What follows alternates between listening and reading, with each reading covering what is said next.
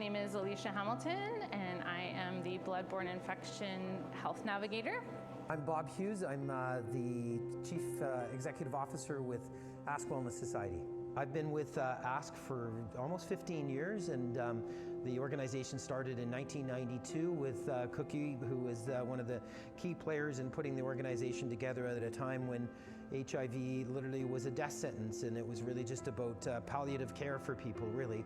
I support folks that have HIV, Hep C, any of the other blood-borne infections. My practice model is focused a lot on food security and being a healthy companion to those that are living with a blood-borne infection.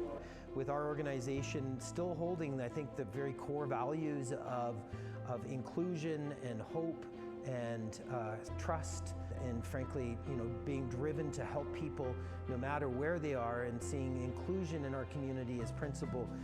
That's now manifested to our organization, providing still that core, and will not let go of that, is around the principles of harm reduction and access to harm reduction equipment and services while people still may be struggling.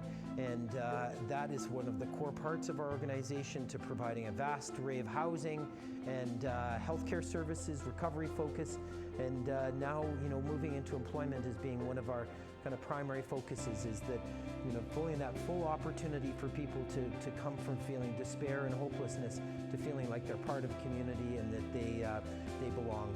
The significance of World AIDS Day is really to recognize the long legacy of those who've passed away from HIV, and for those who've been affected by HIV since the early 80s, when it really emerged as an epidemic that took out literally millions and millions of people. So we often think about where we are locally, but it's important, I think, today on World AIDS Day to recognize it from a global perspective of there is still significant work to be done in different parts of the world. World AIDS Day is a day of mourning for those lost to AIDS. It's a day to bring people living with HIV together, and for them to know that we're here to support them.